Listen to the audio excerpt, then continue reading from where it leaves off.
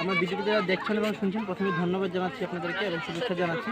আমি যে জায়গাতে দাঁড়িয়ে আছি এটা হচ্ছে চুনারঘাট উপজেলার দেওয়ান্দি টি গার্ডেন, দেওয়ান্দি চা বাগান। আপনারা দেখতে পাচ্ছেন আমার পিছনে যে শাপলা ফুল ফুটে আছে অহরহ। আপনারা অনেকেই জানছেন এবং অনেকে জানেন না। এটা হচ্ছে আমাদের এলাকার বর্তমানে একটা ভাইরাল জায়গা হয়ে গেছে এখন। আপনি দেখতে পাচ্ছেন যে চা বাগানের মধ্যে একটা ঝিল ছিল, এই জায়গাতে ঝিলের মধ্যে অসংখ্য শাপলা ফুল অনেক বছর থেকে ফুটে আসতেছিল, কিন্তু বর্তমানে পরিপ্রেক্ষিতে অনেকে আসা যাওয়াতে সেই জায়গাটা ভাইরাল হয়ে গিয়েছে।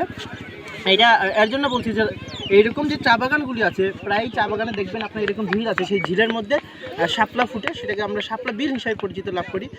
এই জায়গাটা হচ্ছে দেওয়ান্দি চা বাগান, দেওয়ান্দি চা বাগানের শাপলা বিল। এই দেওয়ান্দি চা বাগানের মতো আরও অনেক জায়গা আছে। আপনারা নালুয়া চা বাগানে গেলে দেখতে পাবেন সেখানে দলকি বিল আছে, লালচান চা বাগান গেলে দেখতে পাবেন চিনাই বিল আছে।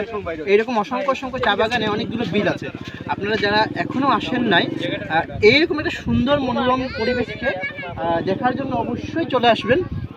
আসলে অবশ্যই আপনাদেরকে ভালো লাগবে।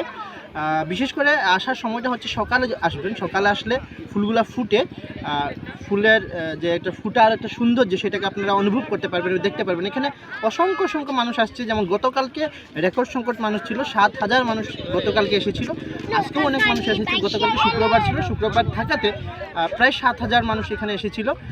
প্রতি সপ্তাহে এবং প্রতিদিনে এখানে লোকজন আসছে। আপনারা যারা এখনও এরকম শাপলা বিলকে দেখেন না এবং পরিবেশ করেন নাই, আপনারা অবশ্যই আসবেন এবং দর্শন করবেন এরকম শাপলা বিলকে। দেওয়ান্দি চা বাগানের শাপলা বিল সহ অন্যান্য যে শাপলা বিলগুলো আছে সেগুলোকে দেখবেন এবং সেই শাপলার সৌন্দর্যকে আপনারা উপভোগ করবেন, সেই আশা ব্যক্ত করে আজকের মতো বিদায় নিচ্ছি। সবাই ভালো থাকবেন, সুস্থ থাকবেন। ধন্যবাদ সবাইকে।